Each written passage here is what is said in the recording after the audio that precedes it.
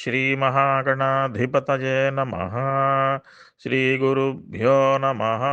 హరి ఓం.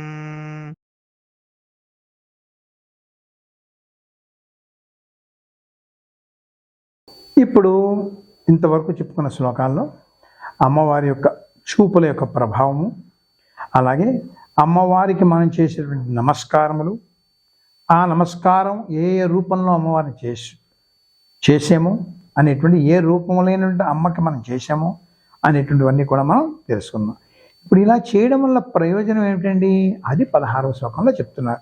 సంపత్కరాణి సకలేంద్రియ నందనాని సామ్రాజ్యదాన నిరతాని సరోరుహాక్షి త్వద్బంధనాని దురితోద్ధరణోజ్జతాని మామేవ మాతరనితం అనిశం కలయంతు నాన్యే. ఇందాక మనం చెప్పుకున్నట్టుగానే ఈ శ్లోకంలో కూడా పాఠాంతరాలు ఉన్నాయి. చాలా పుస్తకాల్లో త్వద్బంధనాని దురితాహరణోజ్జతాని అని ఉంటుంది. అందరికీ అలవాటైనటువంటిది ఇదే. అలాగే మామేవ మాతరనిశం కలయంతు మాన్యే అని ఉంటుంది. ఇవి తప్పు కాదు, కానీ కంచి పరమాచార్యుల వారు, మహాస్వాముల వారు దీనికి ఏం చెప్పారంటే, అసలైనటువంటి మాట ఈ విధంగా ఉండాలని. తద్బంధనాని దురితోద్ధరణోజ్జతాని మామేవ మాతరనిశం కలయంతు నాన్యే. మాన్యే కాకుండా నాన్యే అన్నారు. ఆ విధంగా చదివితే దాని అర్థం పరిపూర్ణంగా ఉంటుంది అని ఆ మహాస్వామి వారు చెప్పారు. ఇప్పుడు దాని అర్థం ఏంటో కూడా మనం చూద్దాం. అయితే ప్రయోజనం ఏమిటి? అమ్మవారికి ఈ విధంగా నమస్కారం చేయడం వల్ల, అమ్మవారి చూపుల్ని ఈ విధంగా స్మరించడం వల్ల ప్రయోజనం ఏంటి ఈ శ్లోకంలో చెప్తున్నారు. ఏం చేస్తున్నారు?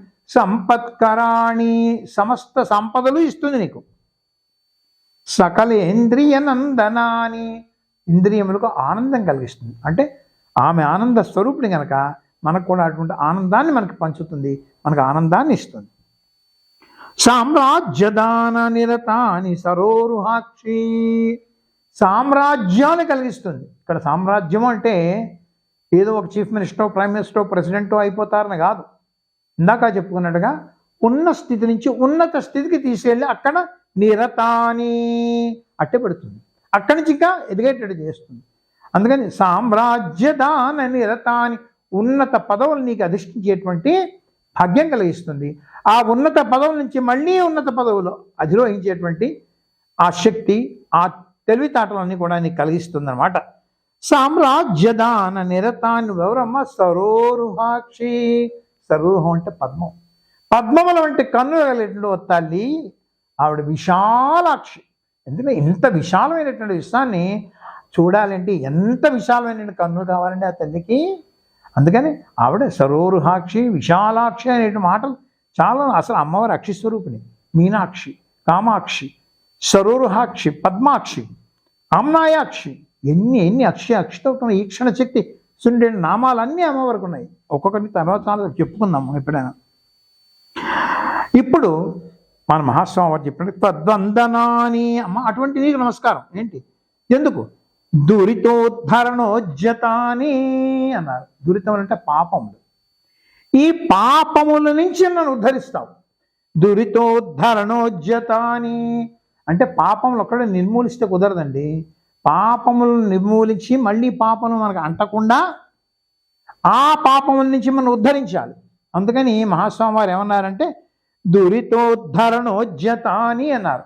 కానీ పుస్తకాల్లో దురితాహరణోజ్జతాని అంటే పాపముల్ని హరింపజేసే తల్లి అన్నారు. తప్పేం కాదు, కానీ ఇది చాలా ఔచిత్యంగా ఉంటుంది, ఉచితంగా ఉంటుంది. ఎందుకు? పాపములు తొలగించడమే కాకుండా పాపం నుంచి ఉద్ధరించబడాలి మనం, అదనమాట. అందుకని మహాస్వామి వారు చెప్పిందే స్వీకరిద్దాం.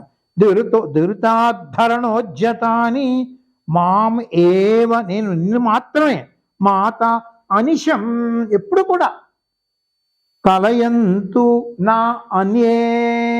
చాలా పుస్తకాల మాన్యే అని ఉంటుంది. మన అంటే మాన్యురాలైనా పూజనీయురాలైనా అర్థం. కానీ ఇక్కడ ఏమిటంటే మహాస్వామి వారు ఏం చెప్పారు? నా అన్యే, ఇతర దేవతల్ని, ఇతరులని ఎవ్వరిని కూడా నేను భజించను, నిన్నే స్మరిస్తా. మాం ఏవ, అమ్మ నిన్నే మాత అనిశం, ఎప్పుడు కూడా నిన్నే నేను ధ్యానిస్తాను, ఇంకెవరిని ధ్యానించను అని దానికి అర్థం. అందుకని మనం ఆ చంద్రశేఖరేంద్ర సరస్వతి స్వాముల వారు చెప్పినటువంటి అవే మనం ఇక్కడ మనం గ్రహిద్దాం. పుస్తకాల్లో చాలా చాలా చోట్ల ఇది ఉంది, అలవాటైతే చదువుకుంటే కానీ ఈ విధంగా చేసినట్టు ఇంకా ఉత్తమం. అందుకని ఒక్కసారి మళ్ళీ ఆ శ్లోకం మనం పఠించి ఆ సంపదలు ఆ ఆనందం ఒక్కసారి పొందుదాం.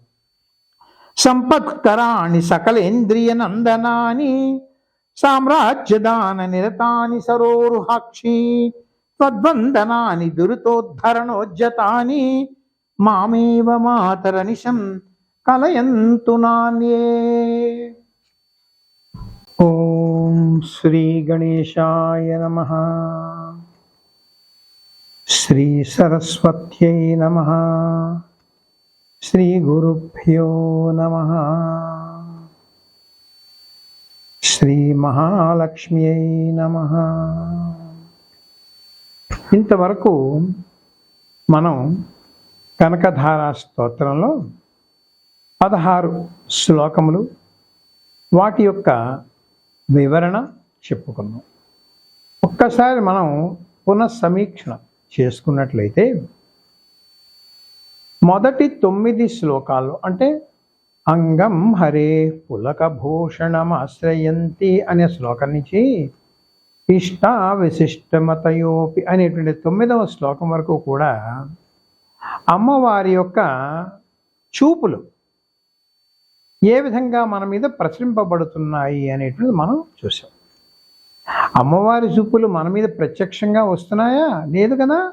అమ్మవారి చూపులు అయ్యవారి మీద పడుతున్నాయి. అంటే సిరి చూపులు హరి మీద పడుతున్నాయి, ఆ చూపులు మన మీద పడుతున్నాయి. అంటే ఏంటన్నమాట, మనకి వచ్చేటువంటి చూపులు అంటే మనపై ప్రసరింపబడేటువంటి ఆ చూపులు సిరి హరి చూపులు కలిసినటువంటి అన్నమాట. అప్పుడే వాటి ప్రభావం ఉంటుంది. ఆ చూపుల యొక్క ప్రభావం ఏమిటి?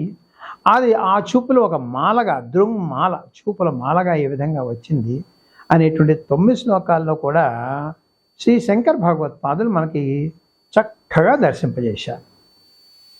తర్వాత 10వ శ్లోకంలో అమ్మవారి యొక్క త్రిశక్త్యాత్మక స్వరూపం అంటే ఏంటంటే అమ్మవారి 3 శక్తులు అంటే మహాకాళి, మహాలక్ష్మి, మహాసరస్వతి రూపములు, వీటన్నిటికీ మూలమైనటువంటి స్వరూపం అంటే అమ్మలగన్నయమ్మ ముగురమ్మల మూలపటమ్మ అని బమ్మెర పోతన గారు చెప్పారు చూసారా, ఆ స్వరూపాన్ని కూడా ఇక్కడ మనం చూపించారు. దేనిలో 10వ శ్లోకంలో.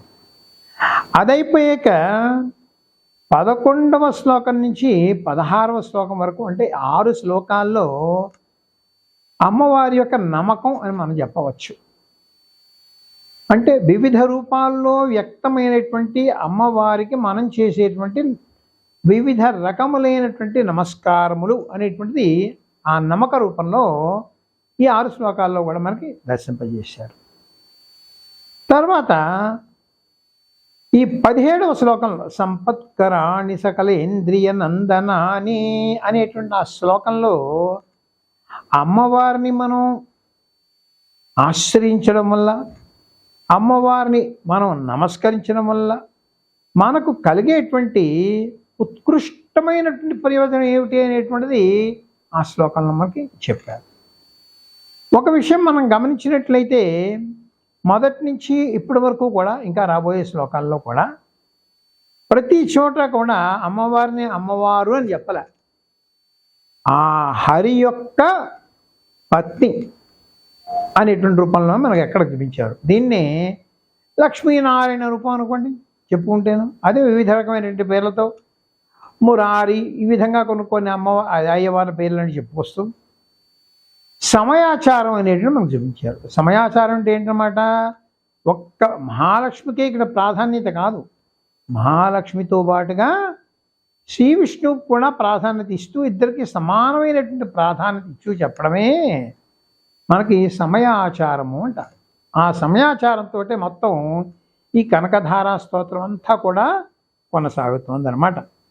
కనకధార అంటే మనం చెప్పుకున్నాం కదా, లౌకికమైనటువంటి కనకం అంటే ఈ బంగారమే కాకుండా కనక్ అంటే ప్రకాశము అంటే జ్ఞానము, జ్ఞానధార, అది మాత్రం మర్చిపోకూడదు. మనకి ఒక ఈ డబ్బులు రూపాయలు డాలర్లే కాదు, మనకు కావాల్సినటువంటిది ఏంటి, అసలైనటువంటి జ్ఞానం కావాలి. ఆ జ్ఞానధారే కనకధార అనేటువంటి విషయం మాత్రం మనం గుర్తుపెట్టుకుని ఇప్పుడు తర్వాతి శ్లోకంలో మనం ప్రవేశిద్దాం.